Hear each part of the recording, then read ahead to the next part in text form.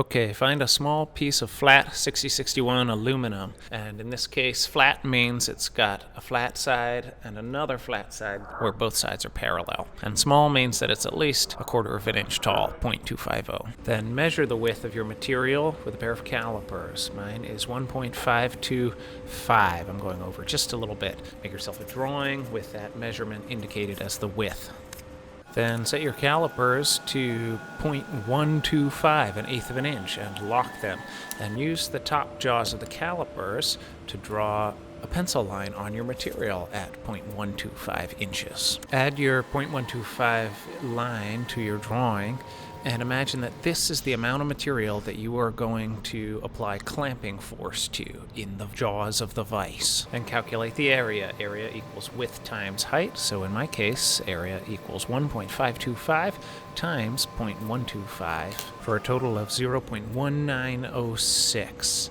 This area is a variable, and we're going to ask, when do we crush this in the vise? So grab the biggest parallels that we've got and place them in the vise, and then place your material with the pencil line on it on top of the parallels. And notice whether your pencil line is flush with the top jaw of the vise, above the top jaw of the vise, or below the top jaw of the vise. In my case, it's above. That's fine. I'm just going to notice that I'm clamping on less than my calculated area.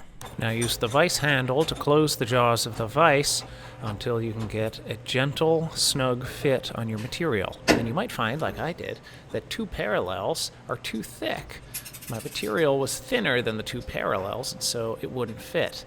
And 1 parallel was almost too thick, to the point where I ended up running this experiment with no parallels at all. You'll see that in a moment. Now grab the torque wrench and make sure that you're looking at the side that says foot-pounds. There's a scale on the other side that says Newton meters. That's not what we want. We want foot-pounds for this experiment.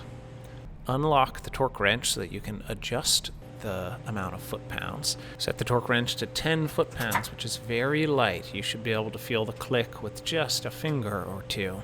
Apply this amount of torque to your material. Then use the vise handle, not the torque wrench, to remove clamping pressure from the vise. Pull out your material and look at it. Did you crush it?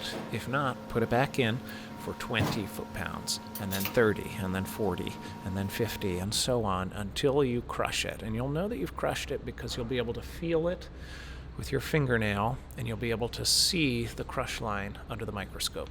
Take a moment in between each experimental pass, 10 pounds, 20 pounds, 30 pounds, etc., to step on up to our video microscope, pull focus, and look at the surface area that you're inserting into the vise. You'll be able to see things under the microscope that you cannot see with your naked eye, and you'll be able to feel things with your fingernail far beyond what you can see.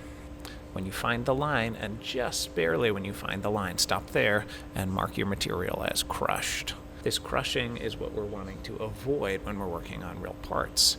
We want to apply enough torque to keep our material in place, but not so much torque that we crush our stock or our part.